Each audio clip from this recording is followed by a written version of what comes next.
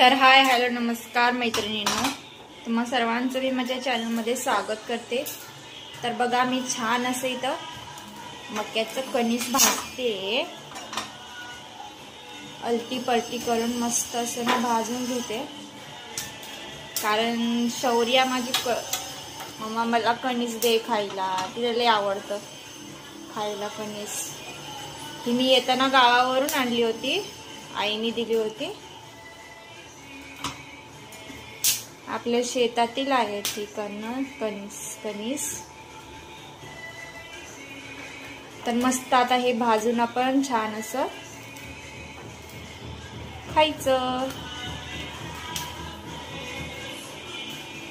आणि आता वाजले सायंकाळच्या 5।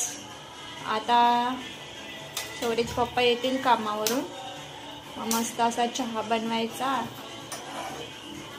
आणि नंतर थोड्या वेळाने मग रात्रीच्या जेवणाची तयारी करायची। तर असाच ब्लॉग कंटिन्यू करा व्हिडिओ।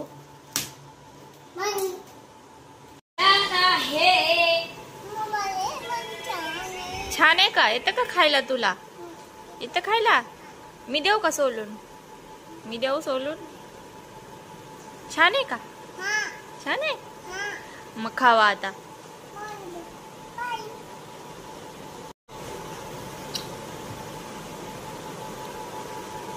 तुला आवडतं कणीस?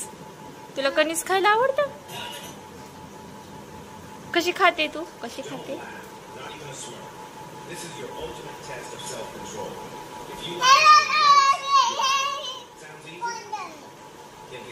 टीव्ही बघत बघत कणीस खायचं चालू आहे इकडं। रुद्र छान लागते का? छान लागते? मी कधी खाल्लेलंच नाही, आता मी खाल्लं एकदम।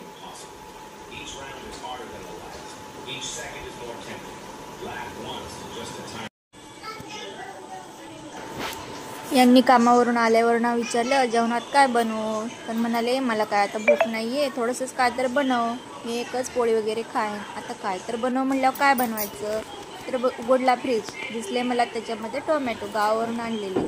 म्हटलं खराब होण्यापेक्षा त्याची चटणी छान अशी मस्त बनवावी। तर मी त्याच्यासाठी टोमॅटो घेतले, छान असे कट केले बारीक बारीक। एक कांदा घेतला, थोडीशी कोथिंबीर घेतली, थोडीसा कढीपत्ता घेतला आणि तेल गरम करून त्याच्यामध्ये मोहरीची फोडणी दिली। मोहरी चांगली तडतडली की त्याच्यामध्ये थोडासा कढीपत्ता ॲड केला। हा कढीपत्ता पण मी गावावरूनच आणला होता, खूप सारा स्टोअर करून ठेवला मी फ्रीजमध्ये। बघा कशी मोठमोठी पाने आहेत आणि स्वाद तर एकदम मस्त वास येतो फोडणीचा। तर त्याच्यामध्ये मी नंतर कांदा ॲड केला, एक मध्यम आकाराचा बारीक केलेला, तोही छान असा परतायचा। एकदम साधी सिंपल अशी रेसिपी आहे ही, एकदम 5 मिनिटात बनते जास्तीत जास्त। आणि चपातीसोबत खावा, नाही तर भाकरीसोबत खावा, नाही तर भातासोबत खावा, एकदम मस्त लागते। तुमच्याकडे कधी काही भाजीला नसेल तर नक्की हे ट्राय करा, खूप छान लागते। तर त्याच्यानंतर मी त्याच्यामध्ये थोडीशी हळद ॲड केली आणि तेही छान मिक्स करून घेतलं।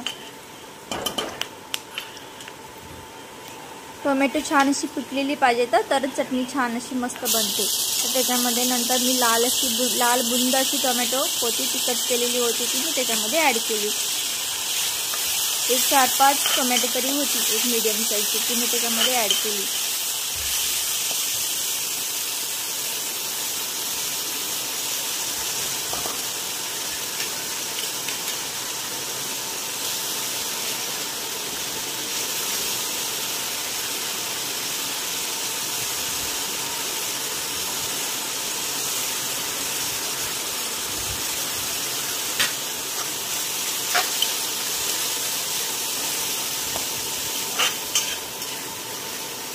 सगळी टोमॅटो ॲड केली, त्याच्यानंतर छान असं परतायचं एक 1-2 मिनटं छान असं। आणि त्याच्यामध्ये थोडंसं लाल तिखट टाका, नाही तर तुम्ही मिरचीही टाकू शकता, त्याने ही चव अगदी बेस्ट लागते।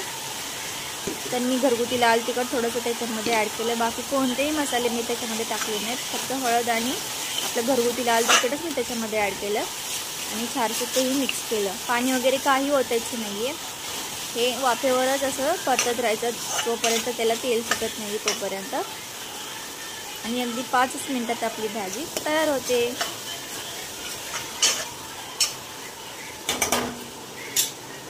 त्याच्यामध्ये नंतर थोडंसं जाडसर असं वाटलेलं शेंगदाण्याचा कूट ॲड करायचा. शेंगदाण्याचं कूट बारीक नाही वाटायचं, ते थोडंसं असं जाडसरच छान लागतं खायला. तर ते मी त्याच्यामध्ये ॲड केले आणि ते मिक्स करून घेतलं. आणि ही 5 मिनटे वाफवून झाकून ठेवायची आणि वाफवून घ्यायची भाजी बिन पाणी होता. त्याला मस्त असं तेल सुटतं आणि आपली भाजी तयार होते. त्याच्यानंतर थोडीशी बारीक चिरलेली कोथिंबीर त्याच्यामध्ये ॲड करायची आणि आपली भाजी बघा मस्त अशी रेडी आहे अगदी 5च मिनिटात. आणि छान अशी मस्त सगळ्यांनी चपाती बरोबर खाल्ली, कारण भात आमच्यात कोण खात नाही, मिस्टर भात तर बिलकुल खात नाहीत. तर त्यांच्यासाठी थोडीशी एक पोळी आणि भाजी दिली, त्यांनी मस्त अशी खाल्ली. भाजी एकदम फिनिश झाली.